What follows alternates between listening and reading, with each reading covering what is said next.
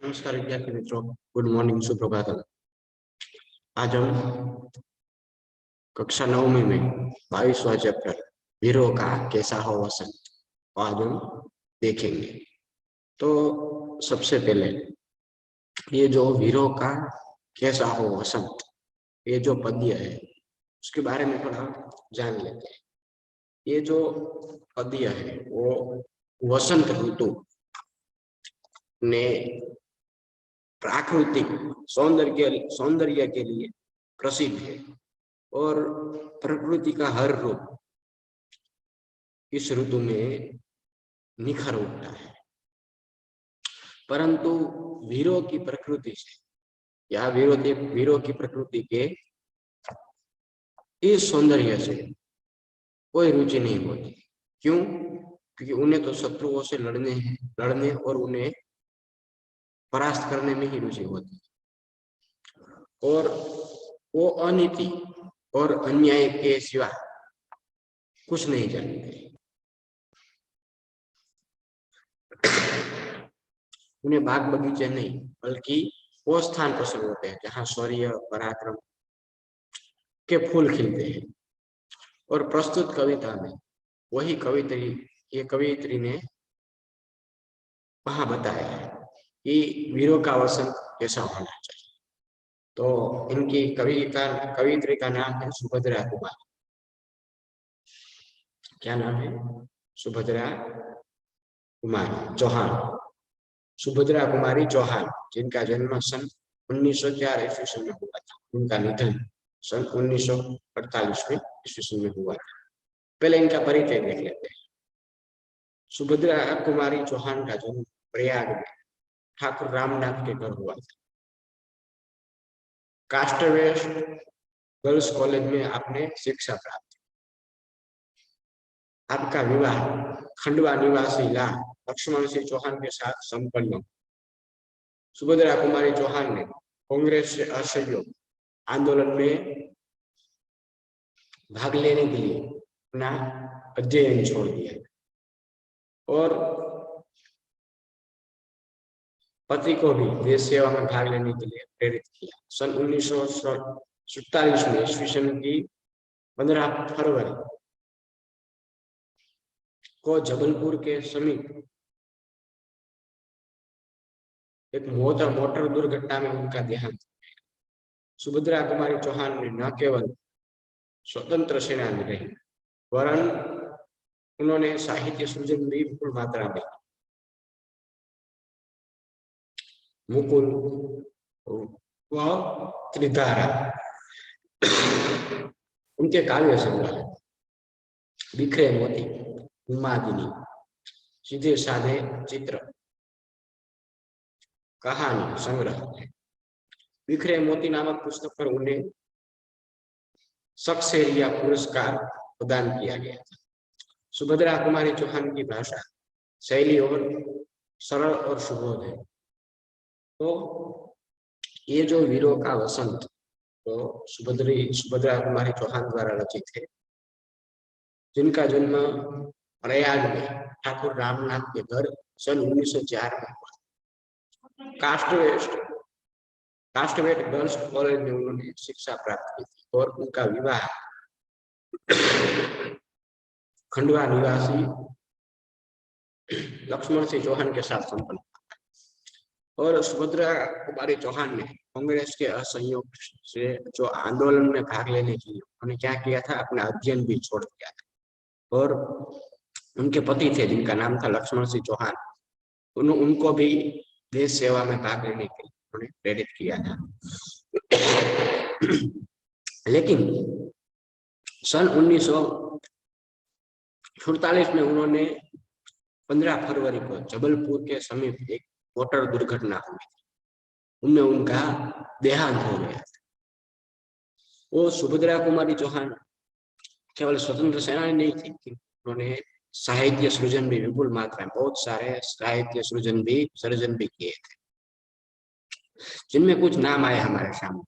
मुकुल, त्रिधारा ये उनके काव्य संग्रह है। बिखरे मोती, उन्मादिनी, सीधे साधे चित्र उनका कहानी संग्रह है।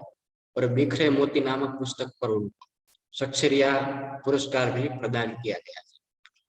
ये सुभद्रा कुमारी चौहान की भाषा जो उनको काव्य की रचना करती थी, वो शैली और सरल और सबको अच्छा बोध दे सके ऐसी उनकी भाषा थी। तो ये हमने उनका परिचय सुभद्रा कुमारी चौहान का हमने परिचय देखा। तो आगे देखते हैं। प्रस्तुत कविता में वीरों की शूरवीरता को प्रोत्साहित करती हुई उत्तम काव्य रचना है। पूर्व पश्चिम उत्तर दक्षिण चारों दिशाएं पुकार रही, पर्वत हल्दी घाटी सिंह गढ़ भी तैनात हो गए, तो वीरों को कैसा हो वसंत कहकर कवयित्री ने शूरवीरों का उत्साह बढ़ाया। ये जो काव्य है, हमने आगे भी बात की, ये जो कविता है वो वीरों की शूरवीरता को प्रोत्साहित करने के लिए रचना की गई है, जिनमें पूर्व पश्चिम उत्तर दक्षिण चारों दिशाएं पुकार रही है। पर्वत हल्दी घाटी सिंह गढ़ भी सब तैनात हो गए और वीरों का वसंत कैसा होना चाहिए ऐसा कहकर कवयित्री ने शूरवीरों का उत्साह बढ़ाया है। ये बात, ये जो काव्य है, पद्य है, वीरों का कैसा हो वसंत, उसके अंदर बताया गया है। तो हम आगे बढ़ते हैं और देखते हैं कि इसमें काव्य में क्या बताया है। देखते हैं, काव्य पढ़कर उनका अर्थ के साथ करेंगे, उनका अर्थ भी देखेंगे और क्या सुभद्रा कुमारी चौहान ने बताया वो भी साथ में देखते जाएंगे।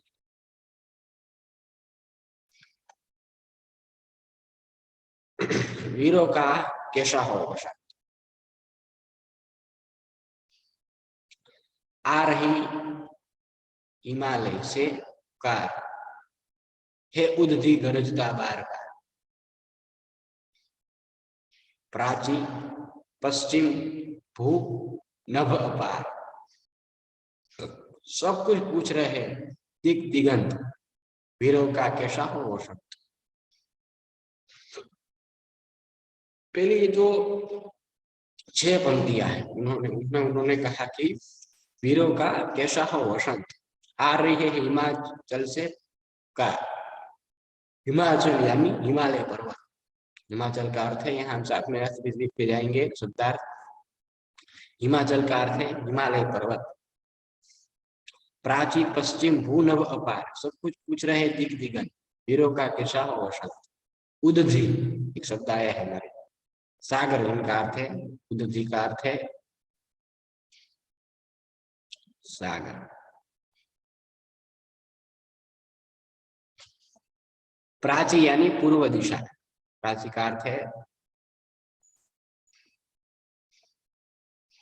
पूर्व दिशा।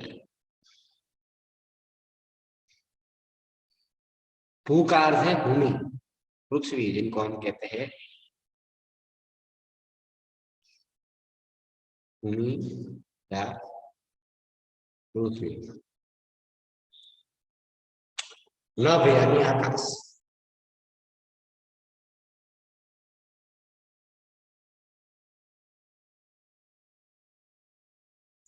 दिग दिगंत यानी दिशाओं और उसका छोर। क्या है? दिशाओं, दिशा और उनका शोर, उनका शोर। तो वीरों का कैसा हो वसंत, आ रही हिमाचल से कार हे उदधि गरजता बार बार, प्राची पश्चिम भूनभ अपार पूछ रहे हैं दिग दिगंत वीरों का कैसा हो वसंत। कवयित्री सुभद्रा कुमारी चौहान यहाँ कह रहे हैं हम लोगों को कि वीरों का वसंत कैसा होना चाहिए। तो उन्होंने कहा कि पहली 6 पंक्तियों में कि हिमालय कार कर पूछ रहा है, सागर भी गरज गरज कर बार बार कह रहा है, पूर्व पश्चिम पृथ्वी आकाश सब यही पूछ रहे हैं कि वीरों का वसंत कैसा होना चाहिए। प्रश्न चिन्ह है वहां। क्या कहा कि हिमालय पुकार कर पूछ रहा है, सागर भी गरज गरज कर बार बार कह रहा है, पूर्व पश्चिम सब दिशाएं पृथ्वी आकाश सब यही पूछ रहे हैं, वीरों का वसंत कैसा होना चाहिए। लिखते हैं आगे, फूली सरसों ने दिया रंग, मधु लेकर आ पहुंचा अनंग, बधु वसुधा पुलकित अंग अंग, हे वीर वेश में किंतु कंत, वीरों का वसंत कैसा हो वसंत। आगे उन्होंने कहा कि फूली सरसों ने दिया रंग, मधु लेकर आ पहुंचा अनंग, बधु वसुधा पुलकित अंग, हे वीर वेश में किंतु कंत, वीरों का कैसा हो वसंत। कवयित्री कह रही है कि खुली सरसों ने दिया रंग, खुली सरसों ने दिया रंग, मधु लेकर आ पहुंचा आनंद। बहुत बड़ी बात वहां उन्होंने बताया है कि मधु यानी शराब, शराब मदिरा जिनको हम कहेंगे, क्या उनका अर्थ भी साथ में देखते जाएंगे। मधु का अर्थ है शहद,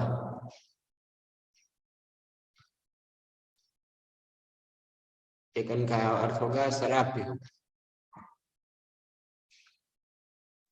तो दूसरा होगा मदिरा।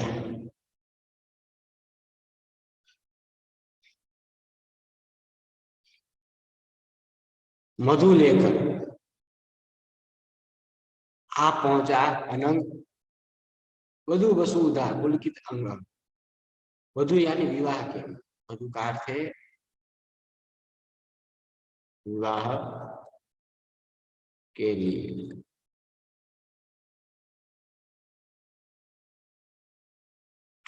वसुधा का अर्थ है पृथ्वी।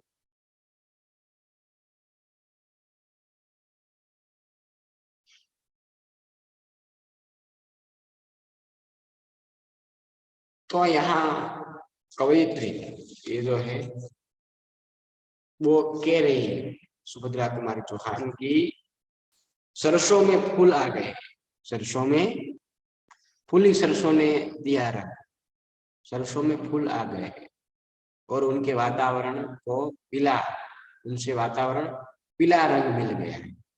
जो सरसों में फूल आ जाने के बाद उनसे वातावरण को पीला रंग मिल गया है। मधु लेकर आ पहुंचा अनंग, कामदेव अपनी, अनंग एक कामदेव का नाम है अनंग, वो कामदेव अपनी मदिरा लेकर आ पहुंचा है और पृथ्वी भी नववधु जैसी सजकर प्रसन्न हो रही है। वधु वसुधा पुलकित अनंग, क्या कहा कि पृथ्वी भी नववधु की तरह जैसी, नववधु जैसी सजकर प्रसन्न हो रही है। हे वीर वेश में किंतु कंत, वीरों का कैसा हो, किंतु नायक यानी कि वीर पुरुष उसको उनसे कोई दिलचस्पी नहीं है। जो पृथ्वी नववधु जैसी सजकर प्रसन्न हो रही है, नायक वीर पुरुष को उसमें कोई दिलचस्पी नहीं है। वह वीर वेश धारण कर यह बताना चाहता है कि वसंत कैसा होना चाहिए। वसंत है वीर वेश में किंतु कंत, वीरों का कैसा हो वसंत। जो वीर पुरुष है वो वेश धारण कर लेता है युद्ध जाने के लिए, युद्ध में जाने के लिए, और वह बताना चाहता है कि उसमें उनको, या वो बताना चाहता है सब लोगों कि वसंत कैसा होना चाहिए। आगे देखते हैं, भर रही कोकिला इधर तान, क्या कहा, भर रही कोकिला इधर तान, मारू बाजे घर उधर गान, मारू बाजे कर उधर गान, है रंग और रण का विधान, है रंग और रण का विधान। देखते हैं आगे थोड़ा,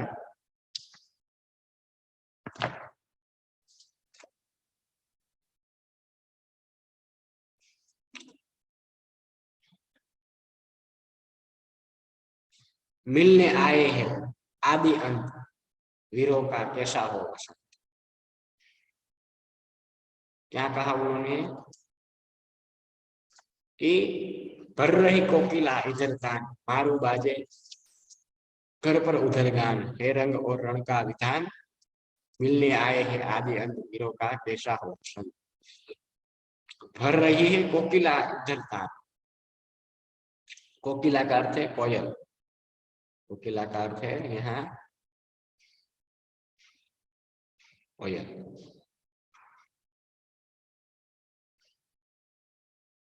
मरु का अर्थ है रेगिस्तान। मरुभूमि जिनको हम कहते हैं रेगिस्तान। रण का अर्थ है युद्ध।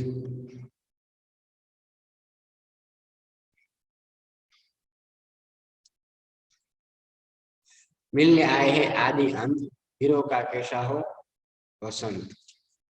विधान का अर्थ है तरीका पद्धति जिनको हम कहते हैं तरीका या पद्धति।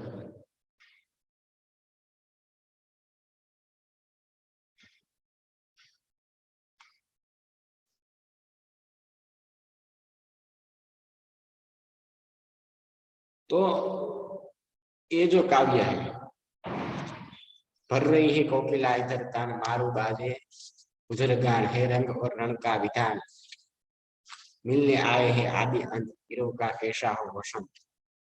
तीसरी जो पंक्तियां है 6 पंक्तियां उनमें जो कवयित्री है सुभद्रा कुमारी चौहान को कह रही है कि इधर कोयल ताने भर कर कूक रही है, बोल रही है और उधर युद्ध के बाजे बज रहे हैं। एक और वसंत का रंग है और दूसरी ओर युद्ध की तैयारी है। ऐसा लगता है जैसे आदि और अंत के रूप में जीवन के दो पहलू मिलने आए हैं और पूछ रहे हैं कि वीरों का कैसा वसंत होना चाहिए। बहुत बढ़िया अर्थ उन्होंने बताया कि क्या हो रहा है। इधर कोयल, आगे हमने जो पद्य था उसमें हमने देखा कि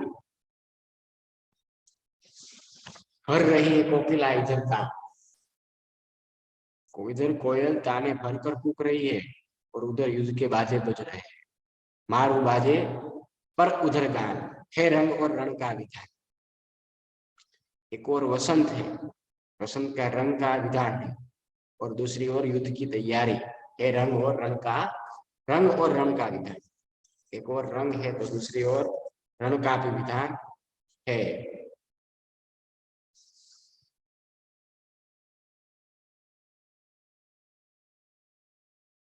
मिलने आए हैं आदि अंतों का कैसा हो वसंत। और ऐसा लगता है जैसे आदि और अंत के रूप में जीवन के दो पहलू एक दूसरे से पूछ रहे हैं कि वीरों का वसंत कैसा होना चाहिए। आगे देखते हैं। कह दे अतीत अब मौन त्याग।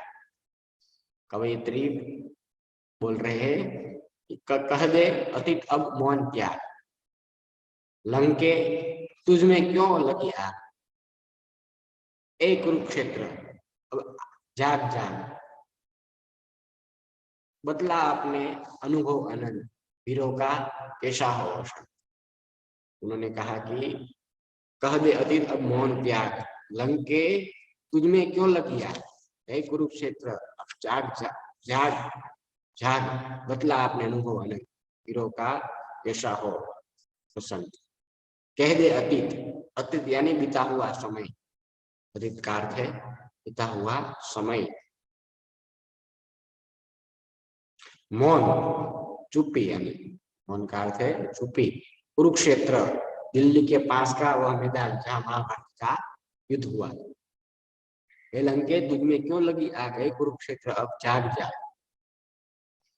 बतला अपने अनुभव अनंत वीरों का कैसा हो वसंत। कवयित्री ने बहुत अच्छा भाव प्रकट किया है। 3 और 5 पंक्तियों का जो ये है उसमें बताया है उन्होंने कि हे अतीत अब तुम चुप मत रहो और वीरों के वसंत के असली रूप के बारे में बताओ या बता दो। हे लंके तुम भी बता दो कि तुमने भी हनुमान ने आग क्यों लगाई थी। लंका को संबोधन करते हुए कहा है, वो भी स्टोरी, वो भी कथा हम जानते हैं। भगवान हनुमान जी ने लंका में जाकर रावण की तो सोने की लंका थी, उनमें जाकर वहां आग लगाई थी अपनी पूंछ से। तो वो भी यहाँ बता रहा है, हे लंके तुझ में क्यों लगी आग, हे लंके तुम भी बता दो कि तुमने हनुमान ने क्यों आग लगाई। हे कुरुक्षेत्र अब जाग जाग, हे कुरुक्षेत्र तुम भी जाग कर बता दो कि महाभारत का युद्ध क्यों हुआ था, बतला अपने अनुभव का आनंद। तुम सबको बता दो, तुम सबको बता दो कि हे वीरों का वसंत कैसा होना चाहिए। ला अपने अनुभव आनंद, वीरों का वसंत, वीरों का कैसा हो वसंत, सबको बता दो कि वीरों का वसंत कैसा होना चाहिए। आगे देखते हैं, हल्दी घाटी के शिलाखंड,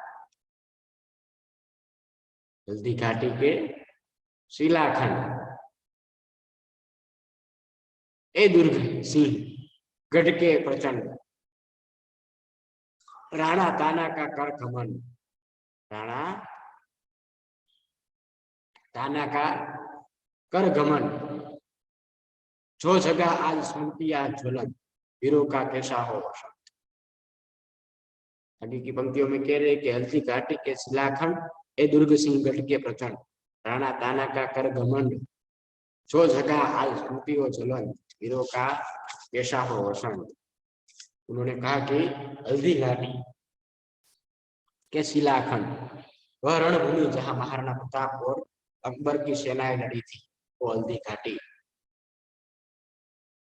राणा कहता राणा ताना का कर घमंड, राणा अर्थ व्यवहार के राणा प्रताप के बाद यहाँ की गई है। ताना कर थे तानाजी मालसुरे, तानाजी मालसुरे की बात यहाँ हो रही, जो जगह आज स्मृतियों ज्वलन, स्मृतियां यानी यादें, स्मृतियां का अर्थ है यादें। तो उन्होंने कहा कि हल्दी घाटी के शिलाखंड, ए दुर्ग सिंह गढ़ के प्रचंड, राणा ताना का कर गमन, जो जगह आज स्मृतियां ज्वलन, वीरों का कैसा हो वसंत।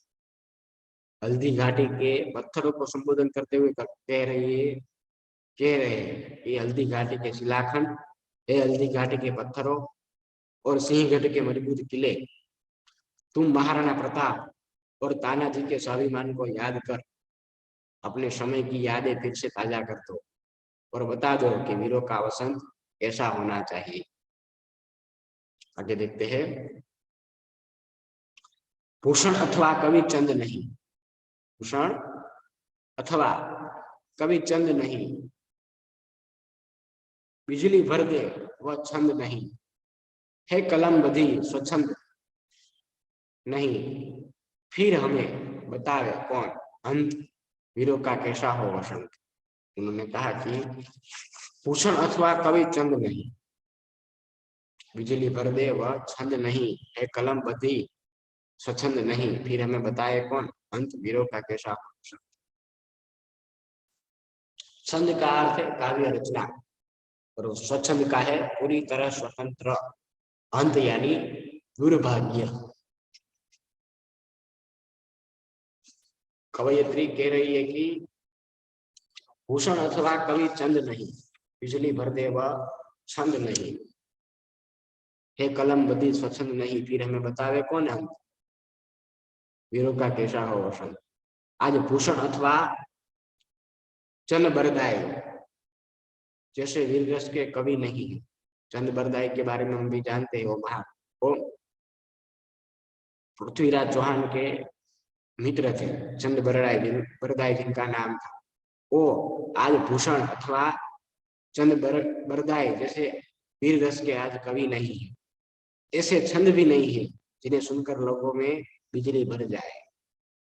इसके अतिरिक्त हमारी कलम पर भी पाबंदी लगी है, खुलकर कुछ लिखना भी संभव नहीं, दुर्भाग्य है। फिर हमें कौन बताए कि वीरों का वसंत कैसा होता है। क्या फिर हमें बताए कौन अंत, वीरों का वसंत कैसा हो वसंत, कि आज हम खुलकर लिखना भी संभव नहीं है, हमारे दुर्भाग्य है हमारे अंत। फिर हमें कौन बताए वीरों का वह कैसा हो वसंत। बढ़िया भाव वीरों का कैसा हो वसंत में कवयित्री सुभद्रा कुमारी चौहान ने प्रकट किया है। चारों ओर से एक ही प्रश्न यहाँ हमने देखा कि पूछ रहे हैं, हिमालय पर्वत, गरजता हुआ सागर, पूर्व पश्चिम आदि सब दिशाएं एक ही प्रश्न पूछ रही है कि वीरों का वसंत कैसा होना चाहिए। आगे हमने देखा कि वसंत ऋतु में भी सरसी फूली, कामदेव भी अपनी मदिरा लेकर पहुंचा है और पृथ्वी भी प्रसन्न है, किंतु वीर पुरुष नायक जो इसमें कोई रुचि नहीं है, वह तो सिर्फ दिखाना चाहता है कि वीरों का वसंत कैसा होना चाहिए। इधर कोयल कूक कर रही है और उधर युद्ध के बाजे वाद्य यानी बाजे बज रहे हैं, और एक और रंग है तो दूसरी ओर रण है। ऐसा लगता है कि जीवन में दोनों छोर यानी कि आदि और अंत आज मिलकर पूछ रहे हैं कि वीरों का वसंत कैसा होना चाहिए। लंका और कुरुक्षेत्र में हुई वीरों की पराक्रम की वीरों का वसंत कैसा होना चाहिए, वो भी प्रश्न उत्तर दे सकेंगे ऐसा पूछा है उन्होंने कि लंका और कुरुक्षेत्र में जो वीरों ने अपना पराक्रम दिखाया है, वही वीरों का वसंत कैसा हो, ऐसा प्रश्न का उत्तर दे सकेंगे। राणा प्रताप और तानाजी मालसूरे की वीरता और बलिदान वीरों के वसंत की यादें ताजा कर देंगे। आज भूषण और चंद बरदाई जैसे वीर रस के कवि भी नहीं है और कलम पर भी पाबंदी है, फिर हमें कौन बताए कि वीरों का वसंत कैसा होना चाहिए, वो बात यहाँ कही गई है। तो ये हमने जो चैप्टर है हमारा वीरों का कैसा हो वसंत, वो हमने यहाँ पूर्ण किया। अब उसमें बताए गए स्वाध्याय के जो प्रश्न है वो आपको अपने फेयरबुक में लिखना है, शब्दार्थ है वो भी आपको अपने फेयरबुक में लिखना है। और उसके बाद ये जो एक बार आपके टेक्स्ट बुक में से ये जो 22वां चैप्टर है वीरों का कैसा हो वसंत, उसमें से कवयित्री का सुभद्रा कुमारी चौहान का परिचय भी एक बार पढ़ लेना है और पूरा काव्य पढ़कर उसको समझ लेना है कि उसमें क्या क्या बताया गया। जो आपको न समझ में आए वो आपको पूछ लेना है। तो ये हमने 22वां चैप्टर है वीरों का कैसा हो वसंत, हमने यहाँ पूर्ण किया। थोड़ा आगे बढ़ते हैं। 23वां चैप्टर है जब मैंने पहली पुस्तक खरीदी। जब मैंने, ये जो 23वां चैप्टर है जब मैंने पहली पुस्तक खरीदी, उनके बारे में पहला थोड़ा जान लेते हैं। ये एक गद्य है और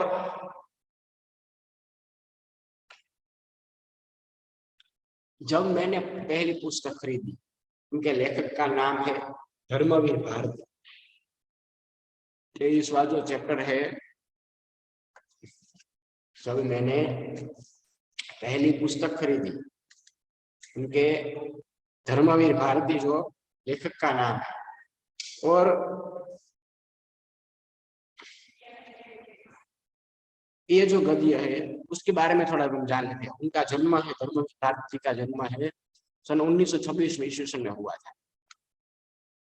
और उनका निधन सन 1997 में हुआ था। इसलिए उनका परिचय देख लेते हैं। धर्मवीर भारती का जन्म 25 सितंबर 1926 ईस्वी सन को इलाहाबाद में हुआ था। इलाहाबाद विश्वविद्यालय से उन्हें MA PhD की उपाधि प्राप्त की। वहां हिंदी विभाग के प्राध्यापक नियुक्त हुए। सन 1960 से 1988 तक धर्मयुग जैसे प्रतिष्ठित साप्ताहिक का संपादन कार्य किया। उन्होंने देश विदेश की यात्राएं भी की थी। भारत सरकार ने उन्हें पद्मश्री से सम्मान किया था और साहित्य सेवा के लिए व्यास सम्मान से अलंकृत किया गया था। ये जो धर्मवीर भारती जी का जन्म 25 सितंबर 1926 ईस्वी सन में इलाहाबाद में हुआ। इलाहाबाद विश्वविद्यालय में उन्होंने MA और PhD की उपाधि भी प्राप्त की थी और वहां पर वही विश्वविद्यालय में उन्होंने हिंदी विभाग के प्राध्यापक के रूप में भी कार्य सेवाएं दी थी। और बाद में सन 1960 से लेकर 1988 तक उन्होंने धर्मयुग नाम के एक प्रतिष्ठित साप्ताहिक, जो सप्ताह में एक ही बार प्रकाशित होता है, उसमें उसका उन्होंने संपादन का कार्य भी किया था। उन्होंने देश विदेश की यात्राएं भी की थी और भारत सरकार ने उन्हें पद्मश्री से सम्मानित भी किया था। और साहित्य सेवा के लिए उन्होंने जो भी उन्होंने साहित्य की सेवा की, हिंदी साहित्य, उनके लिए उनको व्यास सम्मान से अलंकृत भी किया गया था। आगे देखते हैं। धर्मवीर भारती नई कविता के श्रेष्ठ कवि, उपन्यासकार, कहानीकार और निबंधकार थे। अंधा युग, कनुप्रिया, सात गीत वर्ष,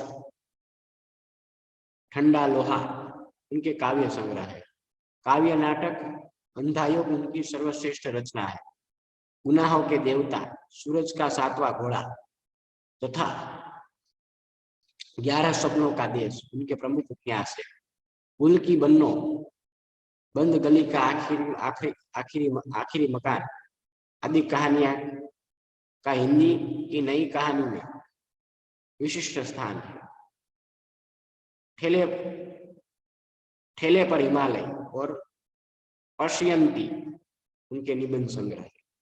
ये यहाँ उन्होंने जो जो रचना की उनके बारे में यहाँ बताया। उनका पहले उनकी कहानीकार और निबंधकार थे धर्मवीर भारती जी, और नई कविता के श्रेष्ठ कवि थे और उपन्यासकार भी थे, कहानीकार भी थे और निबंधकार भी वो थे। उसमें कुछ नाम दिया है: अंधा युग, कनुप्रिया, सात गीत वर्ष, ठंडा लोहा, ये उनके काव्य संग्रह का नाम।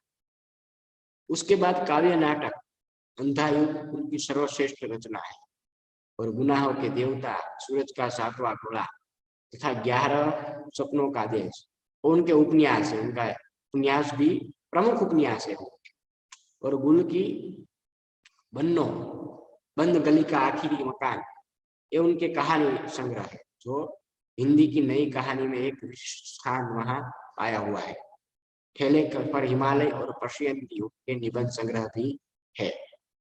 प्रस्तुत संस्मरण द्वारा धर्मवीर भारती जी अपने बचपन के दिनों की बातों को हमारे सामने रखा है। उनका बचपन गरीबी में बीता था, लेकिन उनको पढ़ने का बड़ा शौक था।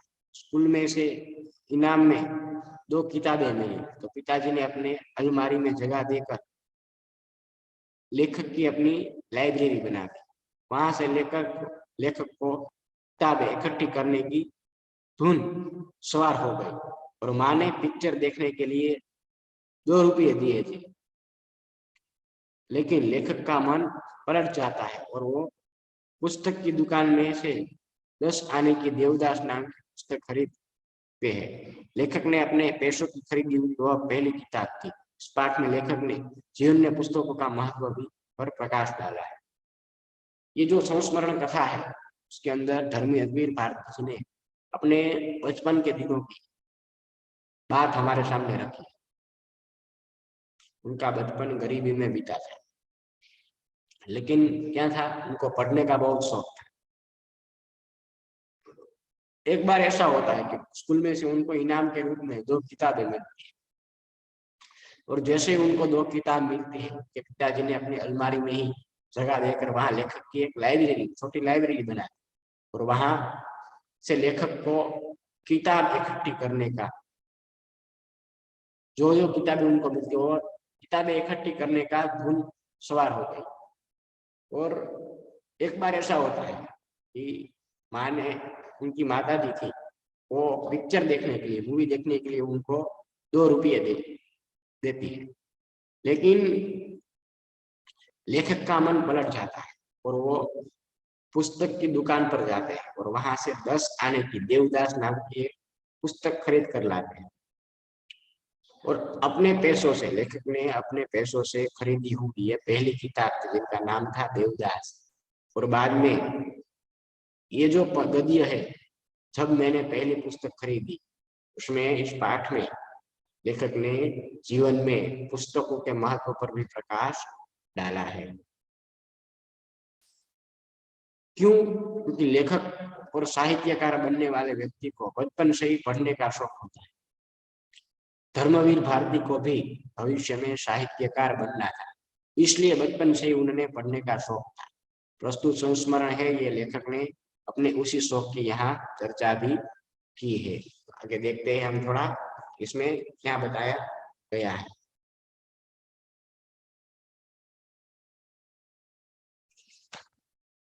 देखते हैं। बचपन की बात है। उस समय आर्य समाज का सुधारवादी आंदोलन पूरे जोर पर था। मेरे पिता आर्य समाज रानी मंडी के प्रधान थे और माँ ने स्त्री शिक्षा के लिए आदर्श कन्या पाठशाला की स्थापना की। पिता की अच्छी खासी सरकारी नौकरी थी। बर्मा रोड जब बन रही थी तब बहुत कमाया था उन्होंने,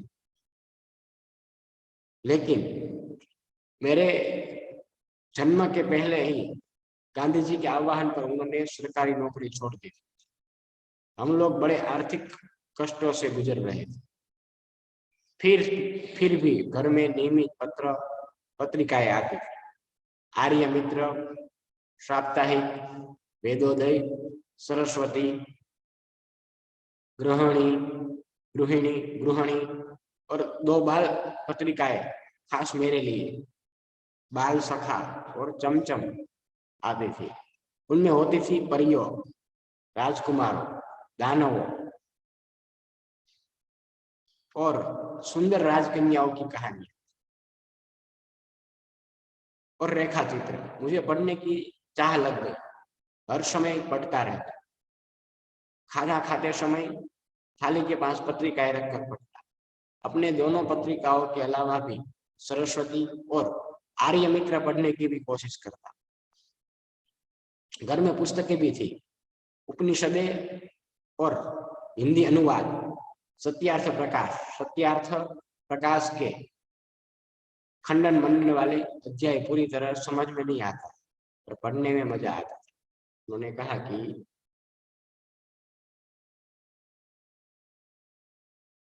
बचपन की बात है। उस समय आर्य समाज स्वामी दयानंद द्वारा स्थापित एक संस्था जो मूर्ति पूजा को नहीं मानती, उनको आर्य समाज कहते हैं। प्रधान का अर्थ है मुखिया। जो उनके पिताजी थे वो आर्य समाज के रानू मंडी के प्रधान थे। प्रधान का अर्थ है मुखिया। आवाहन यथा है बुलावा, कार, जिनको उपनिषद वेदों के बाद की रचना है, जिनको हम उपनिषद कहते हैं। जीवनी यानी जीवन चरित्र। लेखक या रोचक का अर्थ है दिलचस्प, सुसज्जित, अच्छी तरह सजी हुई। तो उन्होंने यह कहा कि भारती जी के जो माता पिता वो पहले सरकारी नौकरी करते थे, उसमें उन्होंने अच्छा पैसा कमाया। बाद में गांधी जी के आह्वान पर उन्होंने नौकरी छोड़ दी और भारती जी की माँ एक कन्या विद्यालय का संचालन करती थी। पिता आर्य समाज रानी मंडी के प्रधान भी थे। उनके परिवार की जो आर्थिक स्थिति थी वो अच्छी नहीं थी, परंतु घर में ये 2 पत्रिकाएं, उन्होंने कहा कि पत्रिकाएं नियमित आती थी। उनका नाम भी बताया गया, आर्य मित्र, साप्ताहिक, वेदोदय, सरस्वती और गृहिणी। 2 पत्रिकाएं, बाल पत्रिकाएं भी आती थी। का नाम था बाल सखा और चमचम। ये खास भारती जी के लिए ही आती थी। आगे देखते हैं। मेरी प्रिय पुस्तक थी स्वामी दयानंद की एक जीवनी, रोचक शैली में लिखी हुई, अनेक चित्रों से सुसज्जित। वे तत्कालीन पाखंडों के विरुद्ध अदम्य साहस दिखाने वाले अद्भुत व्यक्तित्व थे। कितनी ही रोमांचक घटनाएं थी उनके जीवन की जो मुझे बहुत प्रभावित करती थी। चूहे को भगवान का मिठारा खाते देखकर मान लेना कि प्रतिमाएं भगवान नहीं होती। घर छोड़कर भाग जाना, तमाम तीर्थों, जंगलों, गुफाओं, इन शिखरों पर साधुओं के बीच घूमना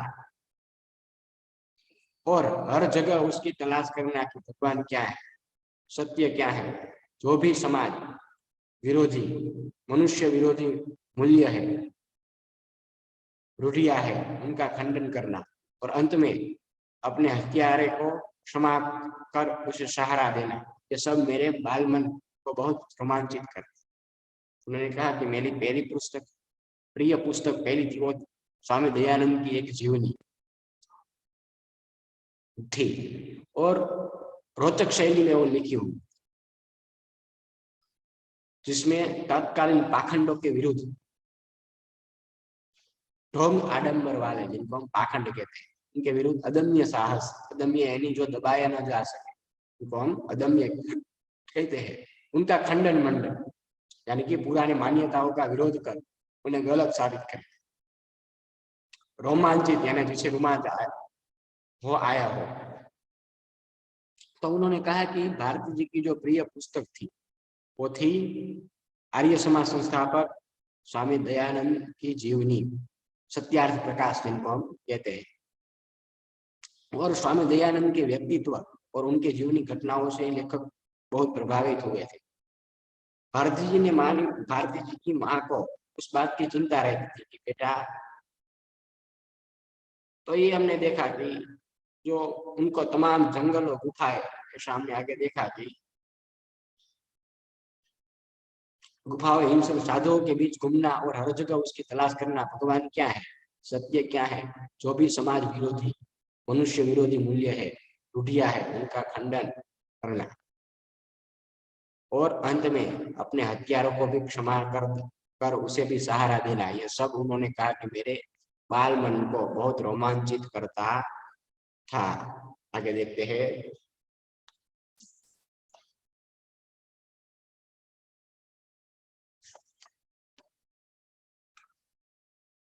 माँ स्कूली पढ़ाई पर जोर देती, चिंतित रहती कि लड़का कक्षा की किताबें नहीं पढ़ता, पास कैसे होगा, कहीं खुद साधु बनकर फिर से भाग गया तो। पिता कहते जीवन में यही पढ़ाई काम आएगी, पढ़ने दो।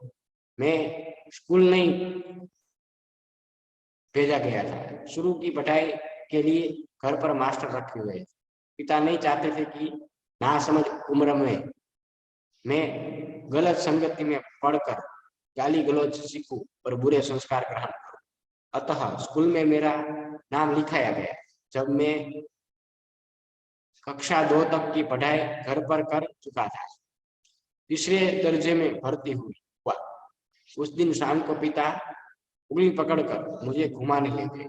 लोकनाथ की एक दुकान से ताजा अनार का शरबत मिट्टी के कुल्हड़ में पिलाया और सर पर हाथ रखकर बोले, वायदा करो कि पाठ्यक्रम की किताबें भी इतनी ही ध्यान से पढ़ोगे।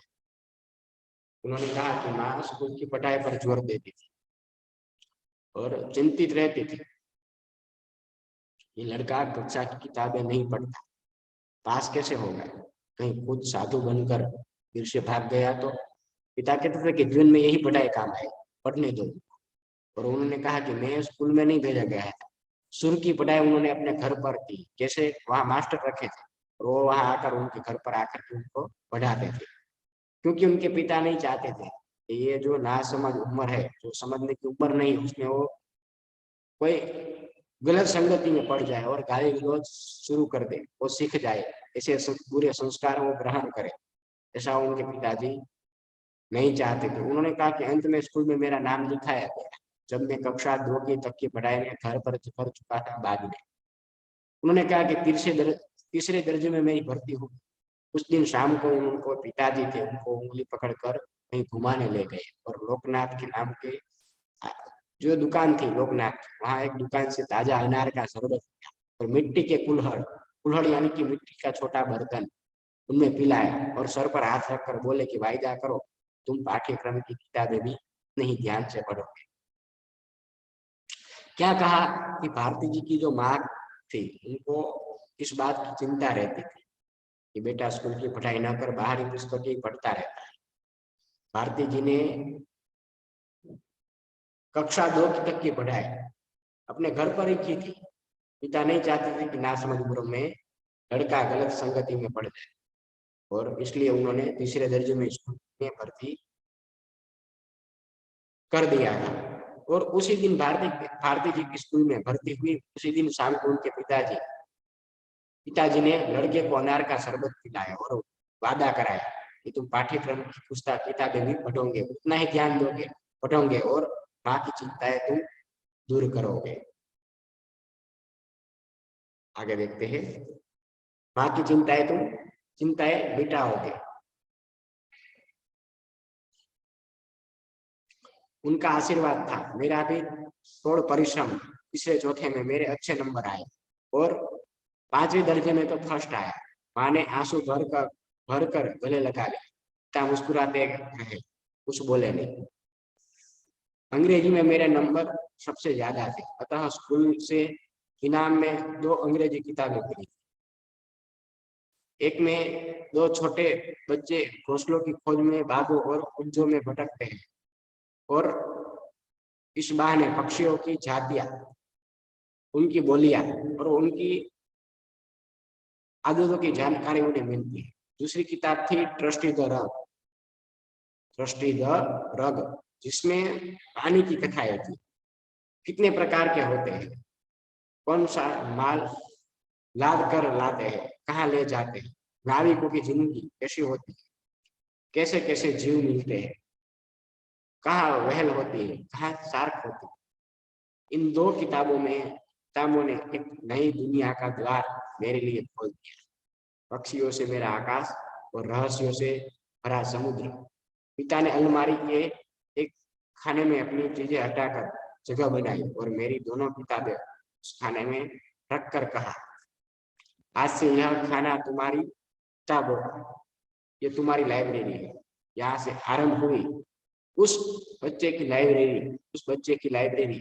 आज पूछ सकते हैं, किताबों में पढ़ने का शौक तो ठीक, किताबें की इकट्ठी करने की सनक क्यों सवार हुई? का कारण भी बचपन का एक अनुभव है। इलाहाबाद भारत के प्रख्यात शिक्षा केंद्रों में एक रहा है। फर्स्ट इंडिया कंपनी द्वारा स्थापित पब्लिक लाइब्रेरी से लेकर महामना मदन मोहन मालवीय द्वारा स्थापित भारतीय भवन तक अपने मोहल्ले में एक लाइब्रेरी थी, हरि भवन। स्कूल की छुट्टी मिली कि मैं उसमें जाकर अध्ययन करता। उन्होंने कहा कि सहमति एक शब्द आया था, उनका अर्थ है अनुमोदन। तो उन्होंने यहाँ बताया कि वो जब 5वें दर्जे में थे, तब भारती जी फर्स्ट आए और अंग्रेजी में उन्हें सबसे ज्यादा अंक मिले थे। इसलिए इनाम के रूप में उनको 2 अंग्रेजी पुस्तक मिली। एक पुस्तक में बच्चे घोंसले की खोज में बागों और कुंजों में भटकते हैं और दूसरी उनकी कहानियां थी, और दूसरी पुस्तक थी ट्रस्टी द रग। इसमें नाविकों और मछलियों के बारे में रोचक जानकारी दी गई। पिता ने अपने अलमारी में, उन्होंने क्या कहा कि बाद में कि पिता ने अपनी अलमारी का एक भाग भारती जी को दे दिया और जिससे वहां अपनी पुस्तकें रख सके। और इनाम में भी मिली 2 पुस्तकों से भारती जी की लाइब्रेरी शुरू हुई। और इलाहाबाद में उन्होंने 2 पुस्तकालय थे। इलाहाबाद में 2 पुस्तकालय थे, ईस्ट इंडिया कंपनी द्वारा स्थापित पब्लिक लाइब्रेरी और महामना मदन मोहन द्वारा स्थापित भारतीय। एक छोटी लाइब्रेरी लेखक के मोहल्ले के हरि भवन में भी थी। स्कूल के छूटते ही वह लेखक वहीं पहुंच जाते थे। तो हमने यहाँ ये जब मैंने पहली पुस्तक खरीदी, गद्य हमने देखा और पढ़ा, समझा। धर्मवीर भारती जिनका लेखक का नाम है। और यहाँ हमने ये जो 22-23वां चैप्टर है वो हमने यहाँ पूर्ण किया। उसमें बताए गए जो भी शब्दार्थ थे वो भी हमने साथ में देखे। तो आप लोगों को भी एक बार 23वां चैप्टर, जब मैंने पहली पुस्तक खरीदी, अपनी टेक्स्ट बुक में से एक बार पढ़ लेना है और समझ लेना है, और बाद में उन के अंदर बताए गए शब्दार्थ को भी एक बार समझकर, पाठ पढ़कर, गद्य पढ़कर, एक बार समझकर उनके स्वाध्याय के प्रश्न अपनी फेयरबुक में लिख लेना। अब देखते हैं आगे आज का होमवर्क के रूप में आप लोगों को 22वां चैप्टर जो हमने आज पहले पढ़ा था, जिनका नाम था वीरों का कैसा हो वसंत, उनके स्वाध्याय के प्रश्न, और 23वां चैप्टर जब मैंने पहली पुस्तक खरीदी, ये दोनों के स्वाध्याय के प्रश्न आप लोगों को अपनी फेयरबुक में लिखकर फोटो खींचकर मुझे भेज देना है। आप लोगों का ये होमवर्क। तो आज के लेक्चर में यहाँ तक का रखते हैं, अगले लेक्चर में मिलेंगे तो वहां से यहाँ हम आगे बढ़ेंगे और आगे का चैप्टर है और जो हमारा ग्रामर विषय है वो भी हम पूरा करेंगे। आज के लेक्चर में यहाँ तक का रखते हैं, अगले लेक्चर में मिलेंगे तब आगे बात करेंगे। होमवर्क फिर से रिपीट कर देता हूँ। 22वां और 23वां चैप्टर का स्वाध्याय के प्रश्न आप लोगों को अपने फेसबुक में लिखना है।